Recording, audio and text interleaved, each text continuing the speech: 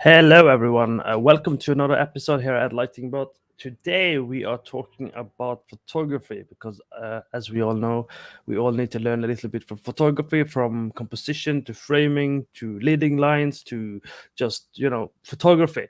And there's a lot to learn about photography. So, today, we are going to ask a new friend of mine, Justin, who is a photographer. He has done quite a different projects, he does a lot of beauty kind of photography these days. He does have a cinematographer background as well. I've done videos in the past, so he has a lot of knowledge. So we're gonna pick his brain a little bit about photography specifically. So let's welcome him to the stream. Hello, Justin. Hello, thank you for having me. No problem. Thank you for making time to be part of it. That's also very nice of you. I know you're busy, and at least in my experience, photographers they tend to be busy, and sometimes they're not even at home. They're traveling a little bit. They're all over the place, so it's always good. So, Justin, let's get some introduction out of the way. Do you want to talk a little bit about yourself, how you got started, and where you are now? Yeah, sure. So, I got started doing skateboard videos when I was 13 years old.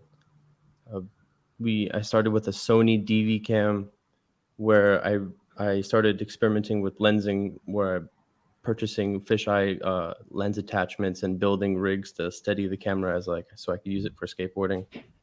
And after that, I got into DSLR photography by getting a Canon. Um, I think it was the Canon 1D or 10D. It was like the 5 megapixel DSLR Canon camera, and I was doing photography, and then from there, I kind of just kept spiraling into as I grew older, wanting to tell stories and trying to do that through photographs and also video. Cool. So, photography. Mhm. I mean, is it a visual expression? Is it just commercial? Like, what is photography really? How do you view photography? Is it is it an artistic expression, or is it just getting the right exposure and kind of the image? Because you have done a different type of photography, so there might be different answers to this. Well, I mean, I think photography is an expression. And it's uniquely different than video in the sense that you're looking when someone views a photograph, they're looking almost at like the thought process potentially of one person, as opposed to when you watch like a film, you're looking at a collaborative effort of a lot of people. um, which is why recently you mentioned that I've been doing some like beauty photography and like fashion, and it's been a nice transition to shoot in that world because it's similar to filmmaking, where usually you work with teams like makeup artists and stylists and Right. other lighting assistants and stuff. So that's been fun, as opposed to some of the work we'll look at tonight, where it's more like reportage, which is more of you have a kind of like goal maybe, and you go out into the world and you kind of whatever catches your attention, you capture that, and yeah, then at that point it's an expression. So if you choose that to show that photograph and someone sees it, there's a kind of communication there. Right. So, what I'm curious about when it comes to photography as well is how do you get started with photography? Like a lot of people will say you can use your phone, you can buy a expensive camera, and it does get a bit confusing, doesn't it? It's like, okay, do you need the expensive lenses? And I understand lenses are the key things in photography, not really the the thing we use to take the photos, I suppose, depending on your point of view. So where do you Mhm. stand in this area? I mean, the best answer is this is like whatever camera you have is the best camera, because it's not about the camera is just a tool, right? And especially when I mentioned that I agree that it's an expression, the camera is not the expression there, right? It's the content that you're capturing Right. on a digital frame or onto like celluloid film.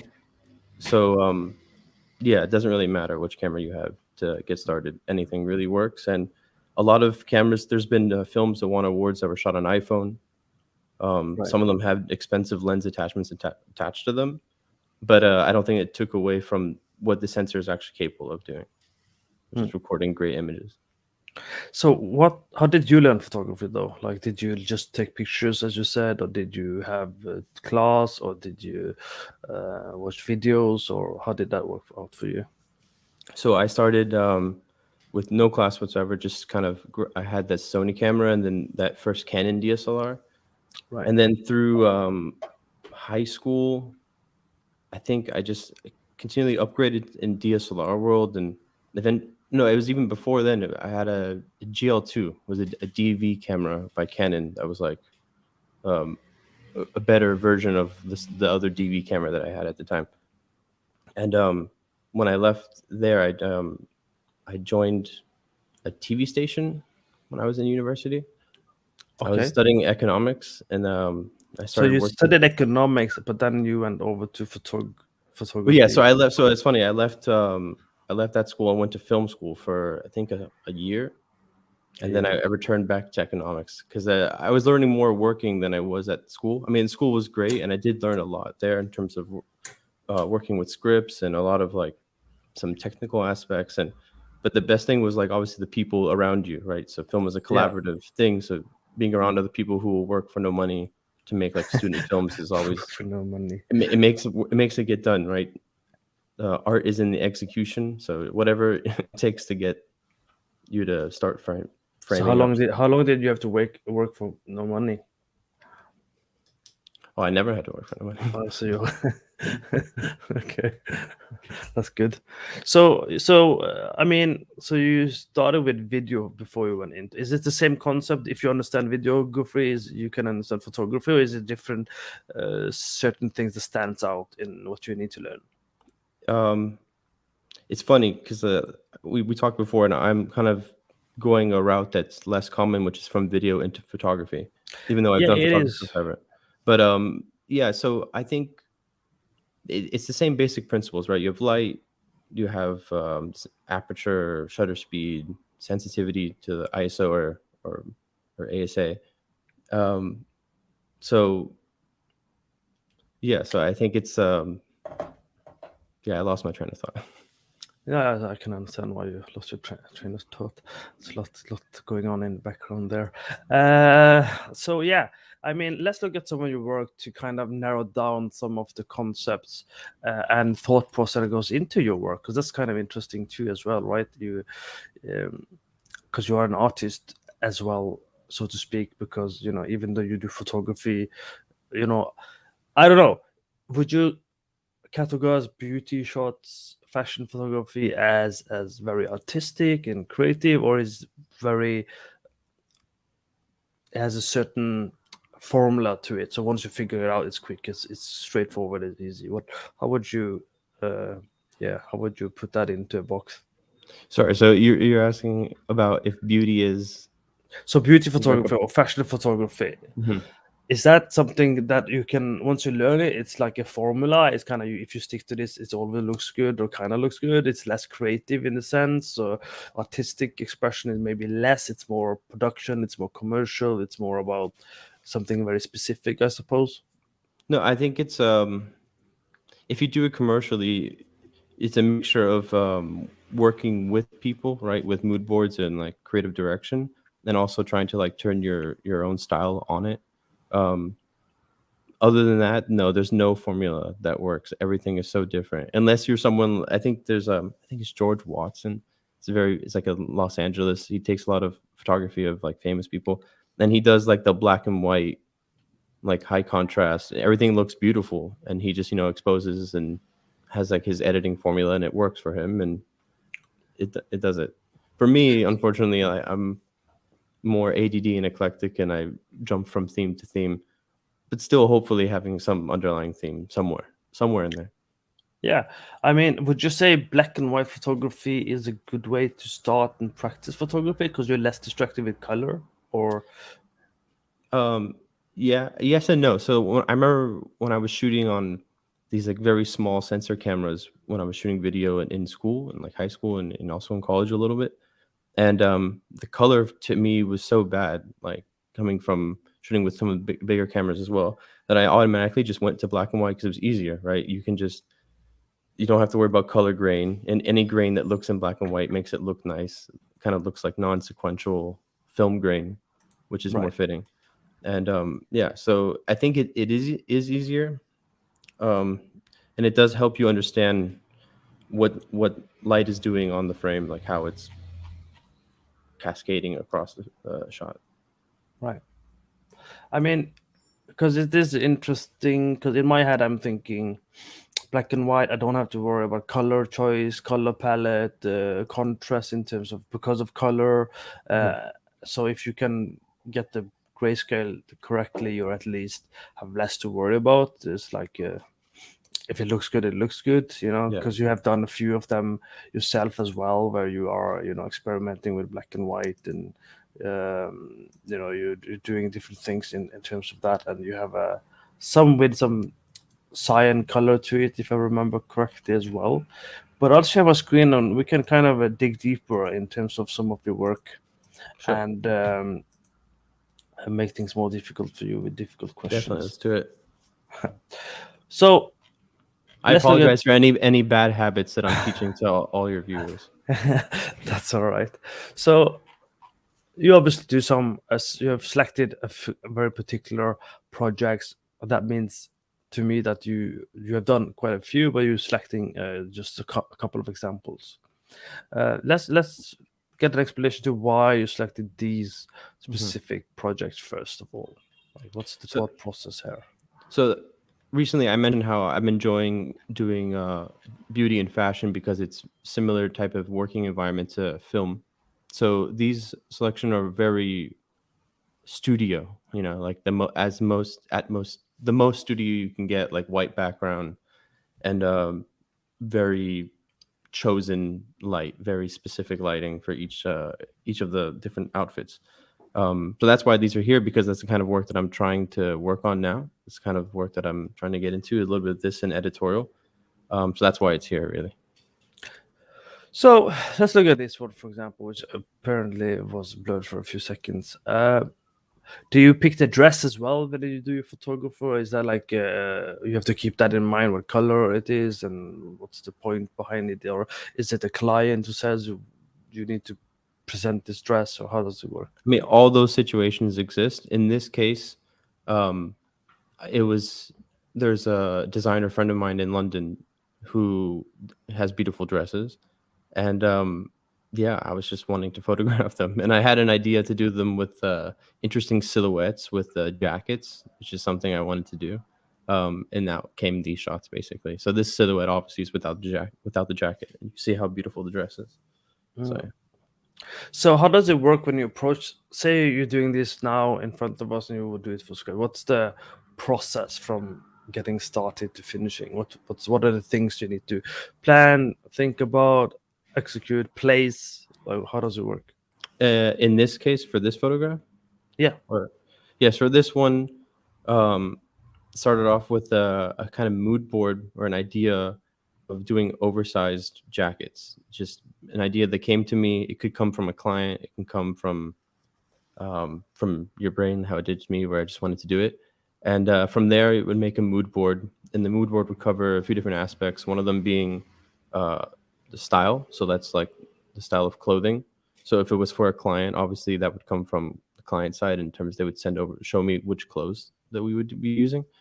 And then other parts of the mood board would include pose references, which are self-explanatory, just ideas of poses that can happen during the day, which doesn't mean that you go outside of that. It means that you have a kind of plan to like be efficient with time. And then in between, so it's like whenever like something's not working, you just move to another one of the pose references. And then lastly would be the lighting references. So how do you approach the lighting references? I guess that's probably useful for the viewers to know as well. Is there a reference board? Do you have inspiration, or do you just stand there and go, yes, we're gonna go for this way today?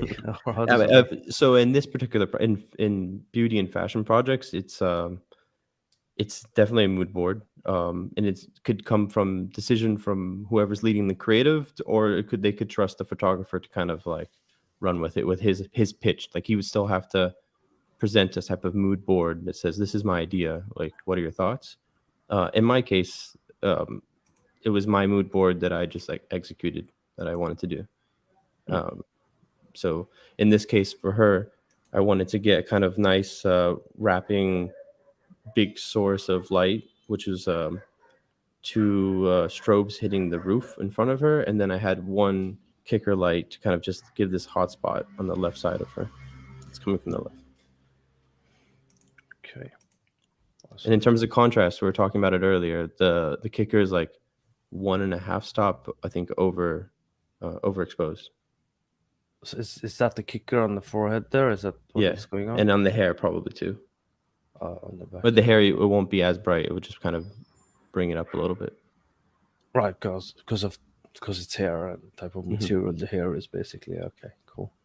Is that something you have to keep in mind? So if this was a brighter color, you would obviously change the exposure of your lighting because it would maybe not work as well on the type of material or color of the clothes. Yeah, definitely. Like we would do lighting tests before any model will step into place, just to kind of get the feel of what we're working with and is it in the ballpark of what we have imagined.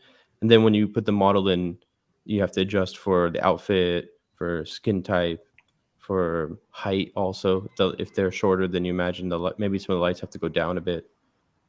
So all that takes into consideration. So how many lights did you use here, for example? Is it 2, 3?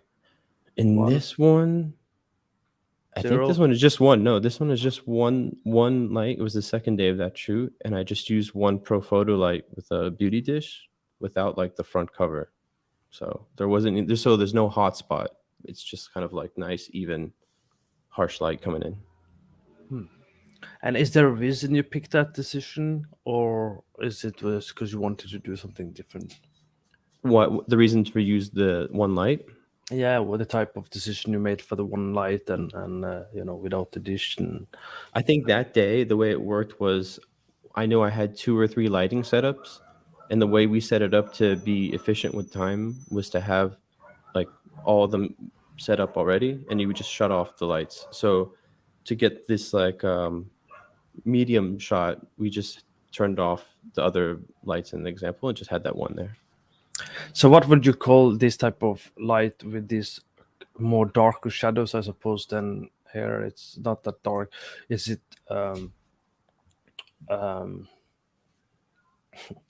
it's funny.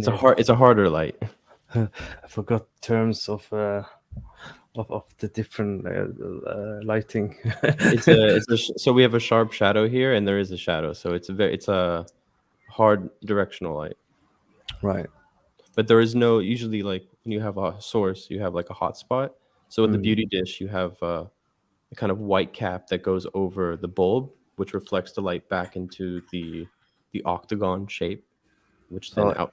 is this a beauty dish? Is that what you're talking about? Yeah, these are different types of beauty dishes. So mine is like the octagon shaped one. It looks This like kind of one? like a softbox. Yeah, something like that. It looks similar. I can't really see it. Yeah, pro photo. Sorry. So this is the. So you can't see in these shots, or maybe you can a little bit. I can't see, but there's like a little white card in the center. There's a round circle stuff. So the bulb would shoot into that, which would then reflect the light. From in here, basically. Yeah, that's where the light would go into from behind. Right. How big is it? However it says there, like this big. It's a small one. Huh. Okay. But they have different sizes and different power outages or wattages. So you use that basically for this shot over here. For this one. And okay. A lot of my shots. So this one's my personal light, so I use it on a lot of different things and different scenarios.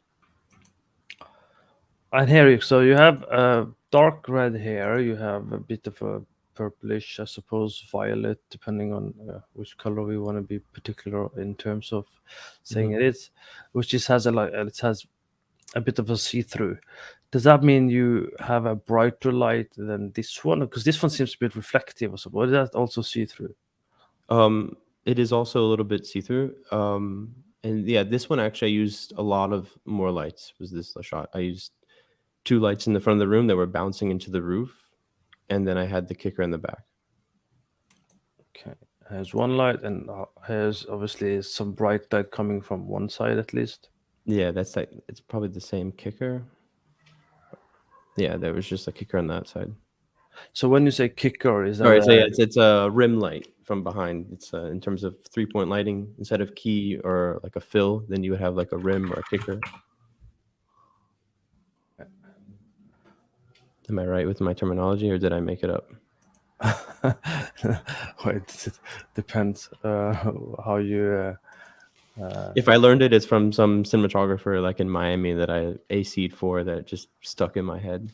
But Right, a rim light, it just would be any type of hard light in the back. right. We call it rim light. I guess you call it Rim light. kicker. Hair light, rim light, or kicker is basically the terminology. I'm Yeah. just making sure any viewer is confused in terms of our terminology and has something rough to go. Oh yeah, it's rim light. Okay, it's the same thing. Because Yeah. I normally use rim light in my Rim light. So but the rim light, and anytime I use the kicker, it's interchangeable with rim light. okay, and it's meant to kind of give that um, accentuation basically to. Yeah, I mean, I would like so maybe it's And something it we talk. looks a bit diffused, doesn't it? Yeah, it would be diffused a little bit. From the shadow, it doesn't look like it's not super sharp shadows, is it? Yeah, and that shadow looks like it's coming from the light in the front, like towards camera. Yeah, a bit on the left, yeah, because there's like one shadow on the right, and then there's Yeah, another shadow. The two lights maybe. yeah. This one, two lights. The one in the front would be the Pro Photo, the beauty dish, and then the other one would just be like a reflector, like a hard reflector, like attachment on the strobe. So how much do you pay? Did she? Okay, so I also noticed she has her purposely jacket backwards or something, right? Yeah, this is a he, Luciano. How do you deal with black clothes? Because obviously they kind of disappear in a lot of because it's black. You know, it takes a lot of light off. Is that something you pay attention to, or is that just an advantage in terms of having contrast and focal point in the lighting and shots? Like if it was the main focus, if the pants were of a client or something, I would definitely pay attention to it. In this case, all that really mattered to me was like this orange pop in the frame. And then actually in this case, what was important for me was getting this pose. It was hard, like him jumping and getting him looking straight and getting the because I sometimes was shooting I think in slower shutter speeds for I don't know what reason that day. And I may have been shooting slow shutter speeds to trying to get some blur, but then also wanting to be sharp. We mentioned this earlier. I have this fascination with getting some motion blur, but also having sharp Sharpening. shots, which which obviously is a lot easier when you mix lighting with continuous and strobe, Mm. which we have examples of somewhere. So a quick question Mhm. from a viewer called Light Demon. It's in the name. It's a demon, likes light. Asking Justin, is there any particular learning resource you'd recommend for a complete beginner in photography? And I'm Um, pretty sure he doesn't want the reply. Take a photograph, buy a photography equipment, and just go out and click pictures. um, yeah, well, obviously that is the best answer. Just No, very but I hard mean, for you. so, I mean, absorb. I guess figure out what you like.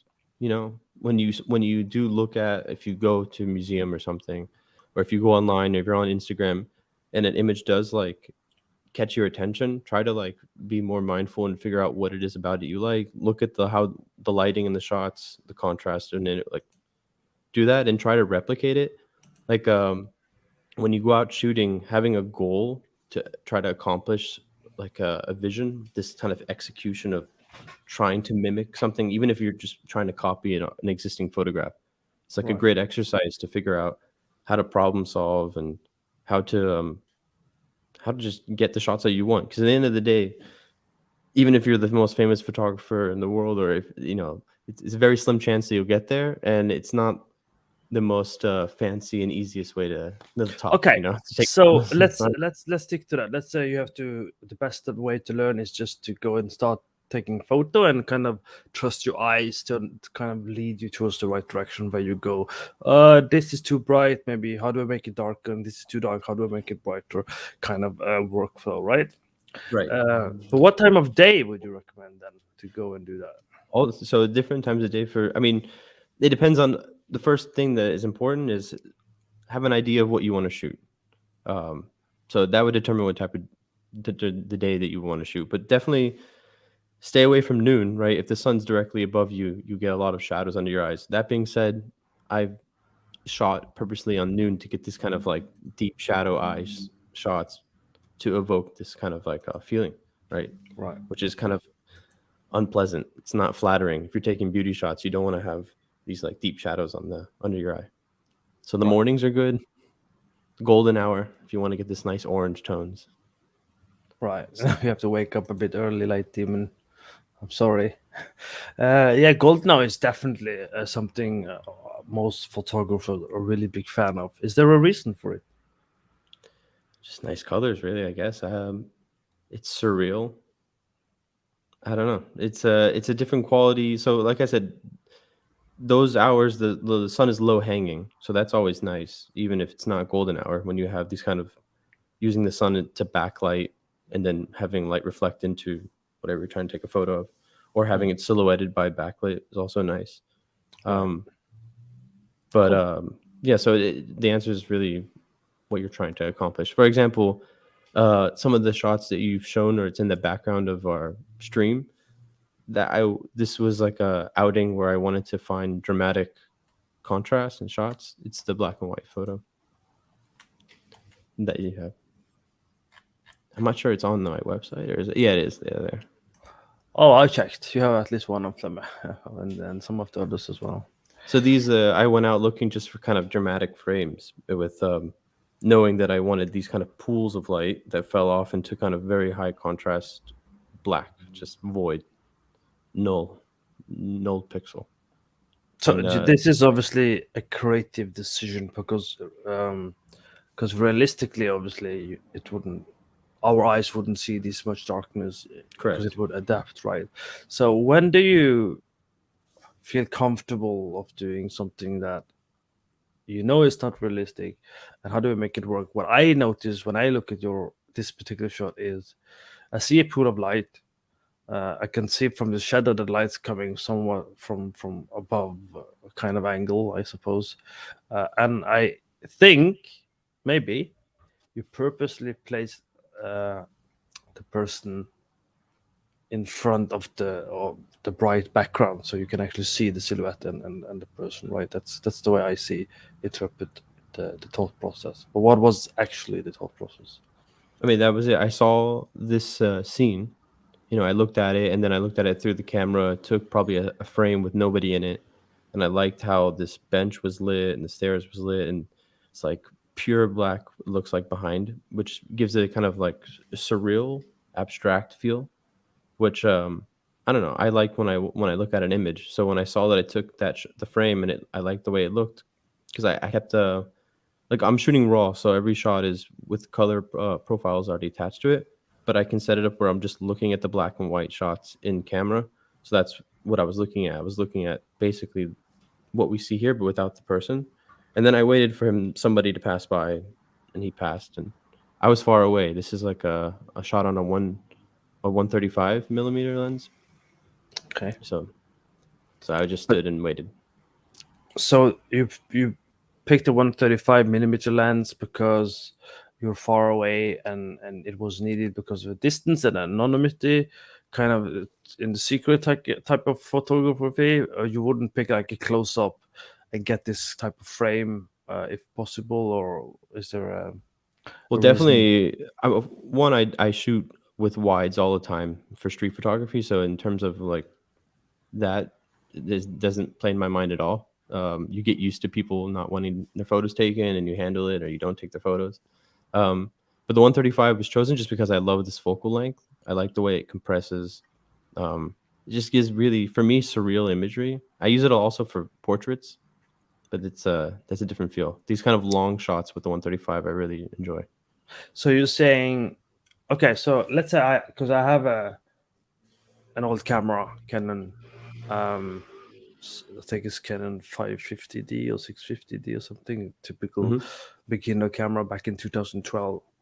And if I were to go back into photography and kind of improve myself even more, um, What lens should I pick for London street photography? For London street photography. So I mean, like, I would ask, "What's your style?" Like, it could be. So I can give so many answers, and it's a hard question for myself, and I mean that honestly. Where I I come go out from all the Norway time, and originally. I take 3 lenses with me always, 3 prime lenses with me, and I feel Yeah. naked, and I have to force myself a lot of times to just choose one but it's hard. So I will tell you, bring a wide. I like a 20-24 or something like that, which is nice, or I mean, 20. I'm originally from Norway, so I'm actually used to like nature and nature photography and landscape photography really. Yeah, And but here, well, it's not a lot of landscape here, is there? there's nice. There's So parks. this parks, I guess, suppose. But when you're from Norway, you look at the parks here, But you the go, wides are good for architecture. I love the 24 for architecture. And 24 is a bit distorted for some people. The 24 that I use is like has keep talking, keep talking. a bit minimal distortion, which is why I like it. It also flares nicely. I disappeared. Or you disappeared. I just wanted because I don't know my lenses because I have a few couple that I just randomly bought without actually understanding why I bought them, except that I wanted choices. It's okay. I love lenses too. I have a 55 to 250 millimeter. Where do I normally use that one? Well, a 50 is most similar to how you would look in your eyes. Like the human eye 50? can see a bit wider than 50, but you focus on like the framing of a 50 generally. 50. So 55 is a bit tighter, which would be too tight for me. Like a 50 is already like It I'm goes okay up with to that. 250 as well, though. Yeah, so 250 I love as a focal length. But obviously this is a long shot, right? So if you use this lens, I live if on a you're balcony. yeah, so So, you can use so- it. I would use put it on a very high megapixel camera, take photos of the moon. You could do really nice moon yeah. shots with the 250. Oh, really? Yeah, if you have like maybe not on the 550, but like if you have like 30 plus megapixels more, you can crop in a lot. I mean, it's The a shitty old. 250 can be great. It's a shitty old camera. I don't think it goes very well. It's a 550D EOS camera, Canon. Yeah. So Well, what type of photography would you like to improve in? That will determine a lot of choices in lensing and suggestions. I mean, eventually I want to go out with these color lights I have and kind of just place them around and see how they look. Really, I don't really want to involve like a model right now, or just disturb people. So it's more like, okay, can I go to a corner or a stair with railings and kind of put the light somewhere interesting in and get some interesting color, and more importantly, can I simplify my process and just make it look good in black and white, right? Hmm.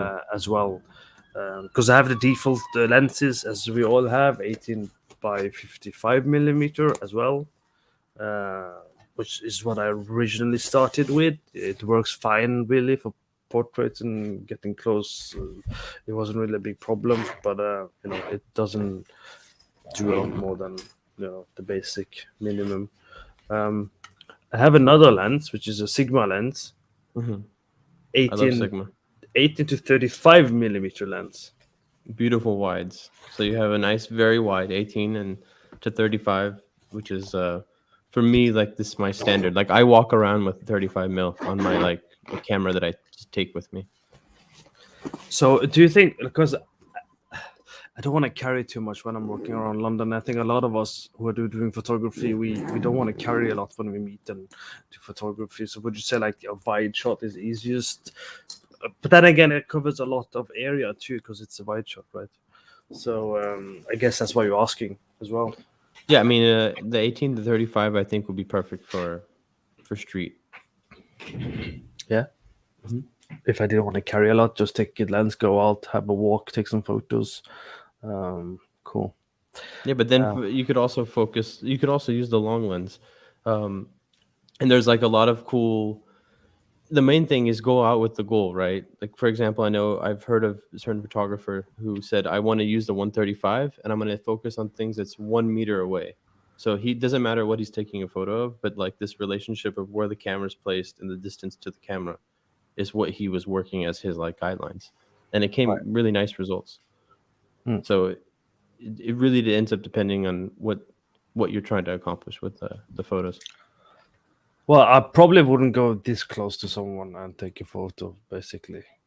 Okay, but this is And a yeah, you can do it though. This is a friend of mine though. yeah, I know. I don't wanna, it's like it's London. As people are looking, and I've seen other people react and other people taking photos as well. So I Yeah, think, so if your lenses are big, this also is a problem. I'm trying to work with smallest lenses possible. Like I that comes into consideration when I'm purchasing lenses. right. So when you say small as possible, what are we talking about then? Like the actual physical size of the lens. I've been lucky to start using it's like Leica M glass, Hmm. which are very very small, and also their old R lenses, which are not as small as the M glass, but also small comparative to big Sigma L lenses, and also Right. Canon. Did you happen to take no? Um. So I mean, what lens did you use here? It's a one of my favorite lenses is a 15 millimeter Leica Summilux. Right. Shot it, I think, at 1.4 aperture. Right. You so I shot wide open during the day there. As you can see, it's daytime and it's out of focus in the background, Yeah. um, which is something that I try to avoid more now. I'm trying to like I'm into this deep focus. So what does deep focus mean? Is that like a lot of no blur, basically? No blur basically means where Sharp, sharp. the depth of you have the largest depth of field that you can try to get basically. So everything is sharp and as sharp as can be. Obviously, everything can be sharp, and then there are certain parts of it that will be sharper. Right, So this that kind of does the that middle. so you don't go low on high. You don't have, how was it? Is it low f stop or is it high f stop? It's the higher f stop. It's where it's a higher, bigger number. So like Yeah. f22 would be like you would have everything in focus. Right. Um. Okay. Depending on the lens, though, right? So if you have a cheap lens and you go that stop down, you'll get more chromatic aberration and you'll have more artifacts potentially. Like it'll start to break down.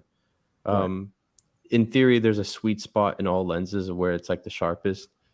Um, Leica lens guys are known to have said it's like widest open aperture, which Mm. I'm not sure if that's true, but it makes sense that they say that because it's the So, most expensive glass they sell.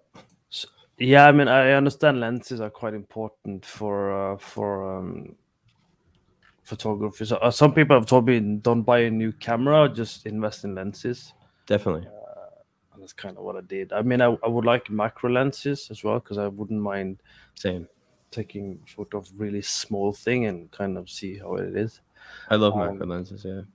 so that's probably something on my list as well. But I live on third floor here, so I have a little bit of people coming by. So maybe I should work on the 250 millimeter and kind of just see if I can get some close-ups of people walking across the street and stuff like that, and practice Yeah. safely from my room. Although that kind of angle may be a bit strange. Like you want to get eye level or something. Exactly.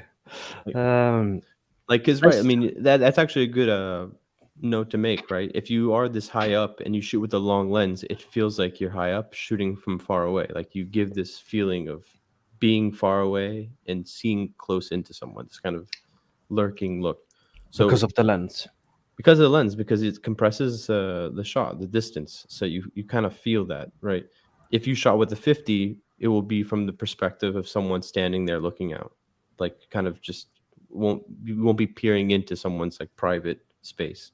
And if you shot with a wide, the world will look surreal, right? It will be distorted on the edges, and you'll have a kind of like strange feeling. Like a lot of times, extreme wides are used in films to like express this kind of uneasiness or being very close to the subject. Like in Revenant, I don't know if you're familiar with the film Revenant, Yeah, um, with the but beer and everything. the cinematographer used close-up wides very often, which in like shaky steady shaky handheld camera, very close to the subject, which gives this kind of like very intimate and uneasy feeling at times. I believe also he used mostly natural lighting as well, Yeah, almost yeah, across he's the known whole for that. movie, which is And he kind of was, I think he impressive. used a prototype of the RE Alexa Mini at the time. It was before the Mini came out. Yeah, it's And they possible had, it I was think the camera operator had to have the backpack with half the camera in it, and then the operator would hold the other half. It was like before it was all like together. right. It's an That interesting makes rig. sense. So a recap: wide lens is often used for like uncomfortable thing. I think that's useful for a lot of viewers because we do use lenses in our engine, so we have to know the millimeters and focal point and stuff to pick the story, I suppose. And saying if I go for 250 or is it 50 specifically, that makes it look like I'm super far away. So if you use telephoto, which is like above, I don't know, 100 plus, it will, this will give you this distance feeling, right? So if I'm showing a conversation between two people and I'm going over the shoulder, I'm gonna kind of keep it around the 50, so it looks just like you're standing there having the conversation. But if you want to show the perspective of somebody who's outside of the room looking in on that conversation, from that perspective, we would use this long lens to compress the space, and you'd feel the distance. um Cool. yeah, you just feels it. And then the wide doesn't need to be necessarily only like a strange uneasy feeling for a wide. I don't want people to leave thinking just that. Wides can be used in many beautiful ways, not just uneasy. Opening shot and location shot and telling, what's the outside before you go inside and stuff like that. Yeah, it depends on the quality also of the wide lens. There's a lot of wides that have less distortion than other wides, so Right. um I would say experiment with that. So let's do a question or two. Yeah. Kushik is asking, do you have any tips for compositing a picture? I know it depends on what you want to convey and what you see, but apart from that. Yeah, sure. So I would say, you mentioned, I think, leading lines. Leading lines is like a great thing to use when for composition. Leading lines are just lines in the frame that can lead to what you want the viewer to look at. Um, Another thing to do is with lighting. So things that are brighter will definitely draw the attention of the eye quicker. So if you don't want someone to look in the corner, you wouldn't have like the brightest light somewhere in the corner. You would have it somewhere here. This is nice example with easy leading lines directly into the brightest part of the frame, which That also was has the contrast. first thing I thought about. Okay, let's just take Yeah, this one. this was great. This is also one of these moments where like I saw a really cool frame and I kind of just waited a minute for someone to pass by, and I got it. This was an iPhone, 100%. Oh, really? Yeah, I wouldn't know the difference. I mean, that's the same. thing with With that's the that's iPhone, the it's thing, great isn't it? because it has deep focus easily. Like it's hard to get a shallow depth of field with the iPhone. Right. So it's like when you start shooting with bigger and bigger sensors, it's harder and harder to get um, this big focus area just because of the way that that works somehow with math. Right. So Okay. iPhone is a very small sensor, so you get nice focus everything. You could buy like extra lenses to for the phones as well, can't you? Is that Yeah. good or bad, or do you know anything about that? So yeah, it's great, and if that's what you want, like if you're going for cinema style shooting, very shallow depth of field, very low light using, shooting at night, then those lens attachments are great because you can like mimic that like a proper cinema. Um, or if you want to shoot just kind of like fully focused type of, I don't know, like fashion style shots, iPhone works great too. Hmm. Let's do another question. How do you feel about shallow depth of field? You kind of started the conversation on it, so that's why I figured we could just Yeah, ask no, it. it's, so I have great mixed feelings for it. Like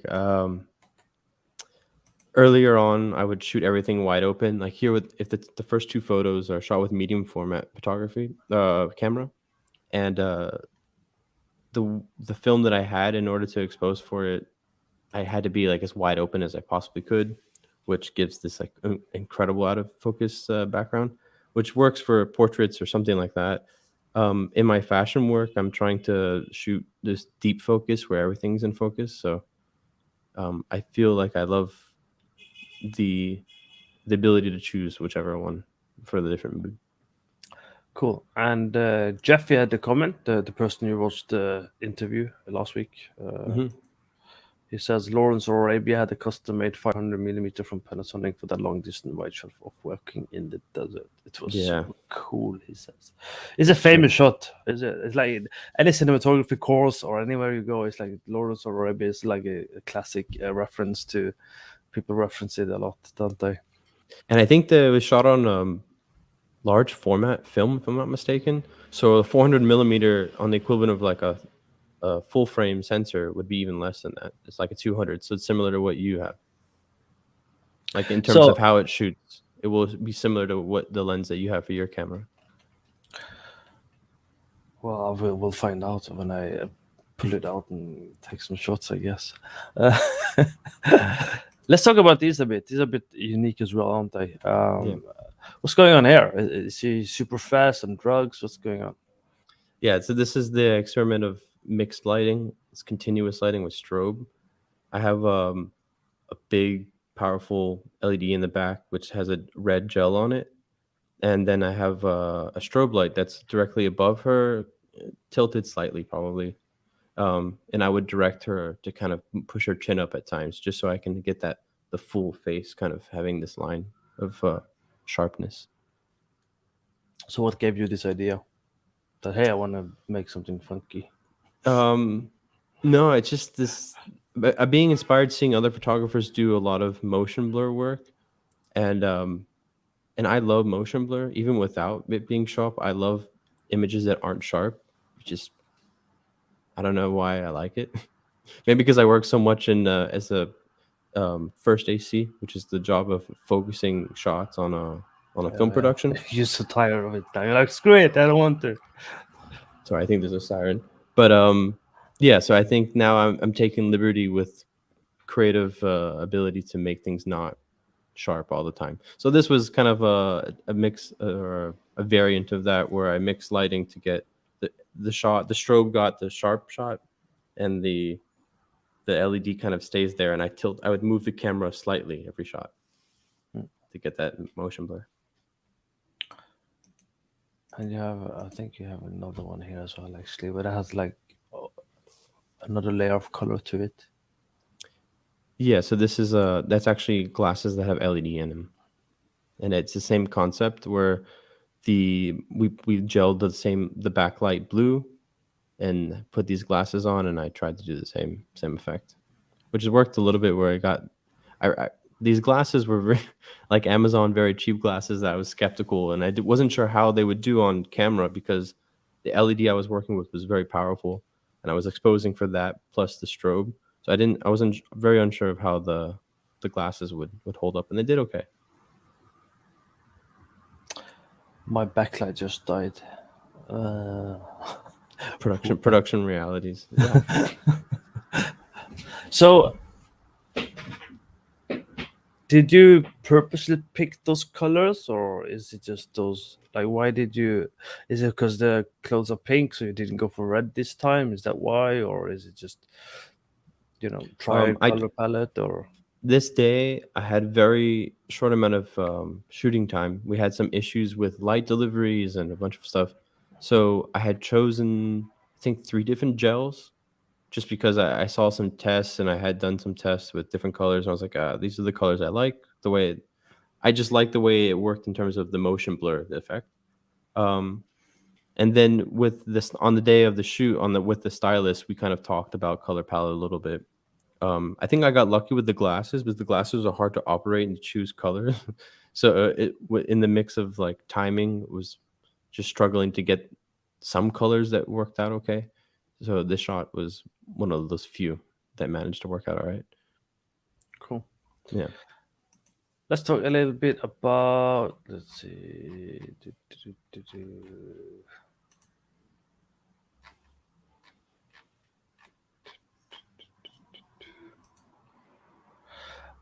Dark skin color, lighting, and dealing with dark skin color, because there is obviously differences. I know from a theory point of view, at least, a lot of cinematographers they're like talking a lot about. When they do the photography or the shots, they have to okay. If it's a dark skin, you need a specific lighting. If it's a white skin or whatever, bright skin, or even if it's a Caucasian skin or my skin, there's a different challenges. And especially if it's in the same shot. So Mhm. if you have two different person with different skill color, and then you have to do lighting, that's even harder to do. So what are your experiences with taking photo of different people of different skill color and dealing with the lighting challenges and color even, because obviously color pops a bit more if you're darker skin in this case, in this example over here versus, and there's white background, just clipping so to speak, Yeah. you know. So what are the things to keep in mind and best practices? It's a good question. I Yeah, think take you your should time. always you should always think about what you're trying to accomplish in the photograph. In this case, the main thing for me was the pants and the sweatshirt, and obviously the skin tone. So the clipping of the background for me was fine. In my head, it could have been all blown out, and I would have been okay with it. So this one, I think, probably was just according to I was taking the photo, and I just kind of did it to where it looked good in this simple case. I can show you another example that we passed that was a bit more, because this is outdoors on a rooftop, so I didn't have no any control. I was just trying to make sure the pants looked fine. So if you go to the pink background with the two girls there, Oh, yeah, that's two of them. so at first the light is on the right hand side, or the strongest bit is on the right hand side, so it's reflecting in through a big scrim over there. So at first it was swapped, and I could tell the light was falling off too much for the dark skin girl. Um, so I ended up just swapping her and put her closer to the light, and then there is a kind of contrast on her face, but it just worked. It just felt like it was a better shot. It worked out like the light was more even across the frame. So you basically used the science of light and let the fall off do the work. Yeah, if something looks dark, you move it closer to the light, or you move the light closer to it. Right. Very simple. Lighting is basic. One light, two lights, three lights, however it is. You just you expose for what's important for the shot, and if then there's dark spots, you add light to it. For an example, I know you said Jeffy asked a question, so he's here. I Yeah, was Jeff, you super still here? I was super impressed with his in his episode with the archive and how much lights are in this room. Like if I had the ability just to like push a light out of thin air into areas, sometimes I may abuse that power. That's the beauty, though. That's the beauty of what we can do in digital world is we can do that without the same budget constraints in terms of at least buying all the lights and placing them and making them hang and everything. We don't have Yeah, the same challenges. But again, it does mean it's harder to manage. That's also one of the reasons people prefer using less light. It's easier to do changes if the director or photographer or the cinematographer, or in our case art director, say, hey, you have to change the color and the light. Imagine changing 100 different light. That's a lot of work. But it's a lot of two work. three, would you say it's a good practice to kind of see what you can do with one light when you do Hundred just percent. lighting and photography? See, you're understanding it. You only need one light. You need one key light, and by moving it around on your subject and creating shadows and changing modifiers and bouncing it, you have a lot of different lights, and you have more than one within that one. So yeah, I would say 100%. I prefer to use one light if possible. So when you Or, do use one light, do you use reflector or white bouncing yeah, stuff yeah. or So if you go to the Instagram, this one? yeah, just to the top. So all those beauty shots on the top are shot with the same pro photo as before, Yeah. but with a mirror reflecting like down where she's downstairs. I don't want to say that. Just underneath her, like in her lap, kind of angled. In Hebrew, Yeah. lamata. I'm in Tel Aviv now working. Is that where you are now? Yeah, I'm in Tel Aviv. Right. So yeah, these are shot with this pro photo above her, rigged up really nicely. And which Um, lens? this is 135, the And you're like favorite. from like you're in the back or I'm as something? close as possible on that 135, actually, the closest possible focus distance, which is, I think, about a meter, maybe. Oh. Ideally, I would love to get closer. So I also am in the market for a macro lens. I have a kind of macro-ish lens, but it's a 60 mil for a medium format, which if you go to the other page, you kind of see examples of that. The two first photos are shot with like a 60 millimeter on a medium format camera. So when you say medium format camera, what are we talking about when every time you say format Okay, camera? so most film photography, generally like film photography, shot on 35 millimeter film, which is the size sensor on full frame in digital terms, full frame sensor. All right. And a medium format would be bigger than that. So it's just a bigger sensor, but it's on film. So it's 120 millimeter. So yeah, full frame is 35 millimeter. And then is it medium frame? Medium format. Oh, these cameras are expensive. The one you said your friend had this camera he looked down into. Yeah, it was like a vintage camera, you know, the old style. Yeah, we have one here. We can pull it out if we wanted to be really interesting. This is like medium format camera. Oh yeah. So I have like a small studio set up here that we do portraiture and His was like even older, like he's like wooden or something. It was like so that could have been large format or like plate photography where they use like just big one exposures. it was because his pictures were really old. I suppose when you take pictures, it has this old look to it. Also, he had to use.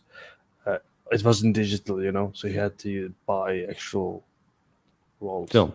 Yeah. Yeah. So that's what. So medium format, and when I talk about medium format, I'm talking about film rolls, like actually Okay. not digital. Yeah. A It's lot a bit of my work. expensive. Yeah. So yeah, If you suck anyway, it's expensive. If you know what Definitely. you're doing, it's Definitely. different.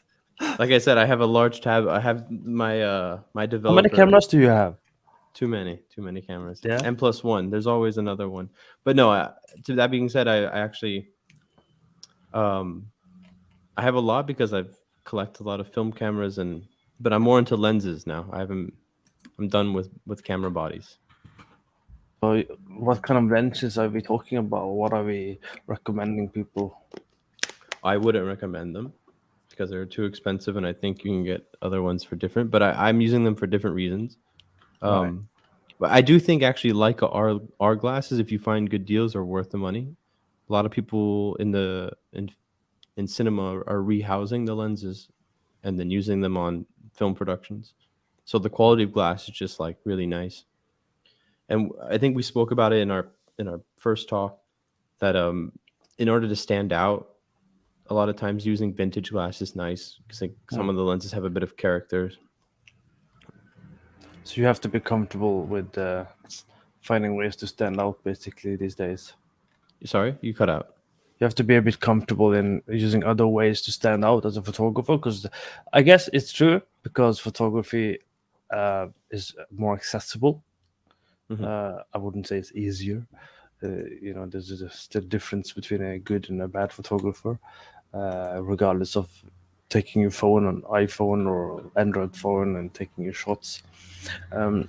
So do you have any advice? So maybe three advice of anyone who needs to master photography. What are the key things that you think makes and breaks a good photo? Makes or break. These are questions that are set me up for failure because there's no According to you. there's Well, no according rules to you. for the good photo. Like there's According to your preference. for me. So Yeah.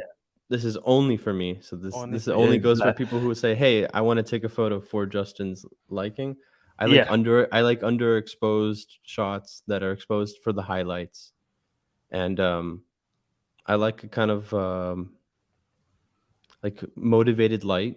So having practicals or having an idea of where the light's coming from a lot of the time.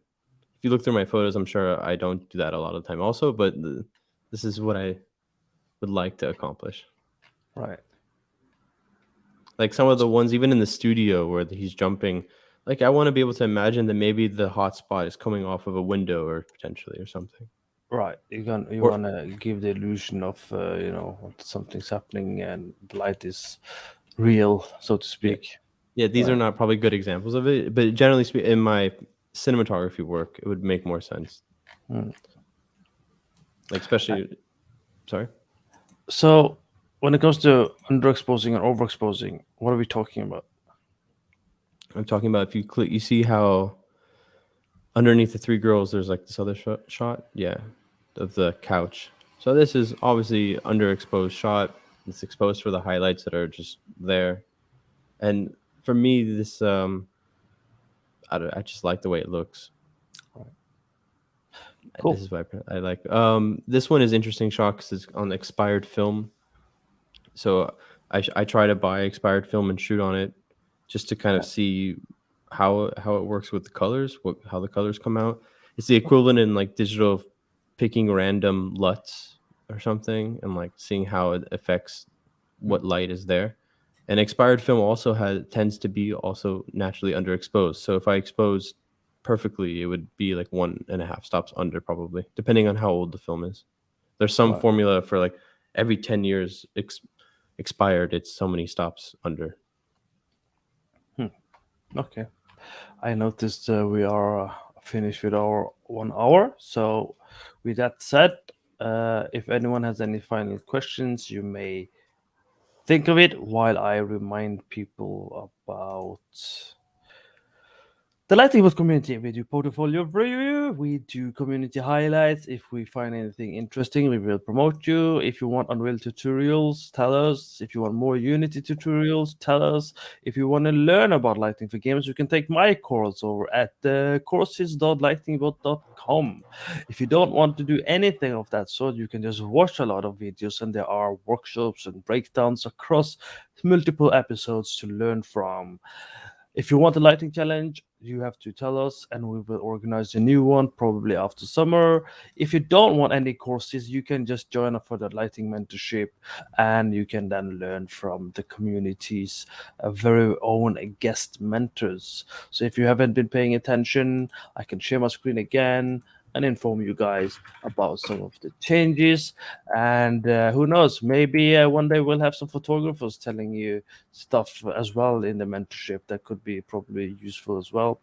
So we do have an update to the website. It's not finished, but we're working on it. You can get a free call. There's some motivational words of stop wasting your time, basically. There's the video. There's if you don't want just a community, you want a mentorship. There's the course. You can click it, takes you to our course page. It's just only 98 USD. You get to learn all of this, and it's all good and dandy. So that's latest news and updates from the community of what we've been doing in this.